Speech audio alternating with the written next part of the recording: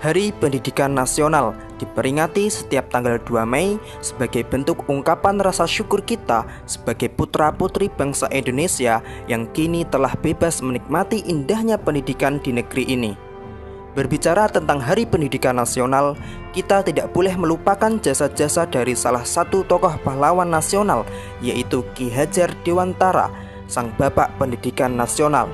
Sosok pahlawan yang telah mengangkat derajat pendidikan di negeri ini.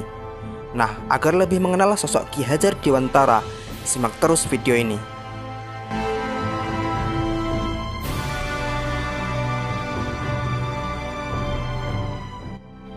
Ki Hajar Dewantara lahir pada tanggal 2 Mei 1889 dari lingkungan Keraton Yogyakarta, yaitu dari keluarga Kadipaten Pakualaman dengan nama Raden Mas Suwardi Suryaningrat. Sebagai golongan ningrat, Suwardi mendapatkan hak untuk mengenyam pendidikan yang layak oleh kolonial Belanda. Ia menamatkan pendidikan dasar di ELS, Sekolah Dasar Eropa atau Belanda. Kemudian sempat melanjutkan ke Stovia, Sekolah Dokter Bumiputra, tetapi tidak sampai selesai karena beliau sakit.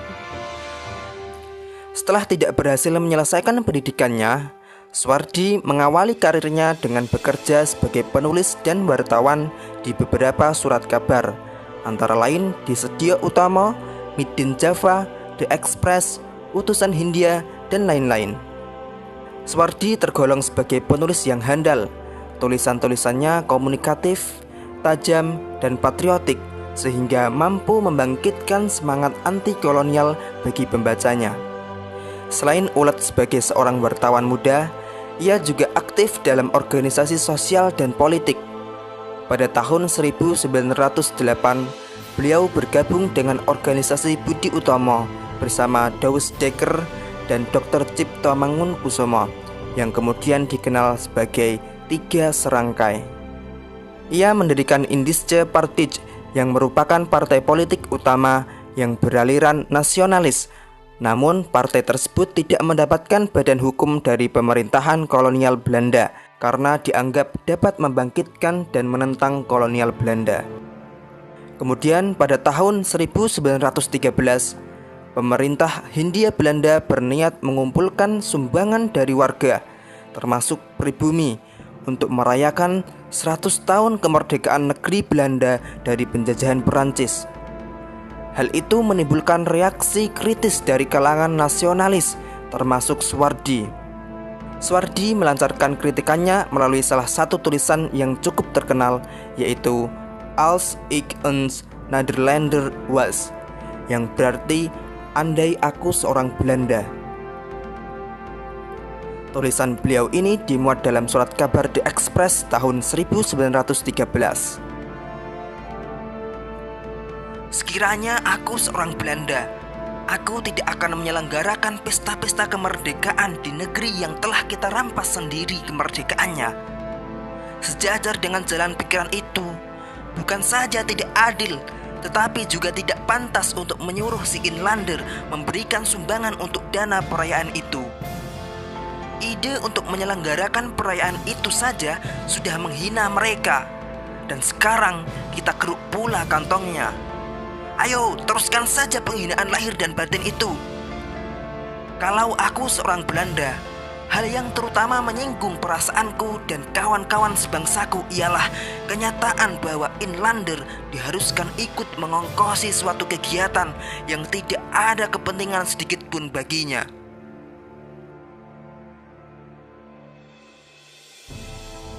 Karena tulisan-tulisannya itu, ia kemudian dijatuhkan hukuman internering atau hukum buang tanpa proses peradilan. Atas permintaannya, dia dihukum buang ke Pulau Bangka. Namun, atas permintaan kedua rekannya dari Tiga Serangkai, yang juga mendapatkan hukum buang karena membela Suwardi, mereka bertiga dibuang ke Belanda. Kesempatan itu mereka gunakan untuk mendalami dunia pendidikan. Suwardi kembali ke Indonesia pada bulan September tahun 1919. Pengalaman mengajar ini kemudian digunakan untuk mengembangkan konsep mengajar bagi sekolah yang ia dirikan pada tanggal 3 Juli 1922, yaitu Perguruan Nasional Taman Siswa. Saat ia genap berusia 40 tahun, ia mengganti namanya menjadi Ki Hajar Dewantara. Ia tidak lagi menggunakan gelar kebangsawanan di depan namanya. Hal ini dimaksudkan supaya ia dapat bebas dekat dengan rakyat, baik secara fisik maupun jiwa. Semboyan dalam sistem pendidikan yang dipakainya kini sangat dikenal di kalangan pendidikan Indonesia.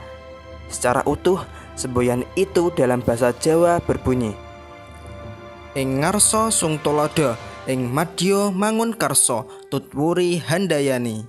Di depan memberi contoh, di tengah memberi semangat, di belakang memberi dorongan. Semboyan ini masih tetap dipakai dalam dunia pendidikan Indonesia hingga sekarang. Ki Hajar Dewantara meninggal dunia di Yogyakarta tanggal 26 April 1959 dan dimakamkan di Taman Wijaya Brata. Nama Ki Hajar Dewantara tidak hanya diabadikan sebagai nama seorang tokoh dan pahlawan yang tanggal kelahirannya, yaitu tanggal 2 Mei, dijadikan sebagai Hari Pendidikan Nasional, tetapi juga ditetapkan sebagai Bapak Pendidikan Nasional. Nama Ki Hajar Dewantara juga diabadikan sebagai salah sebuah nama kapal perang Indonesia, yaitu KRI Ki Hajar Dewantara, dan potret dirinya juga diabadikan pada uang kertas pecahan Rp20.000 tahun edisi 1998. Nah, itulah sepenggal sejarah perjalanan hidup Ki Hajar Dewantara, sang pahlawan nasional, sang bapak pendidikan nasional. Selamat Hari Pendidikan Nasional. Semoga kita semua dapat menikmati indahnya pendidikan di negeri tercinta ini. Salam pendidikan nasional.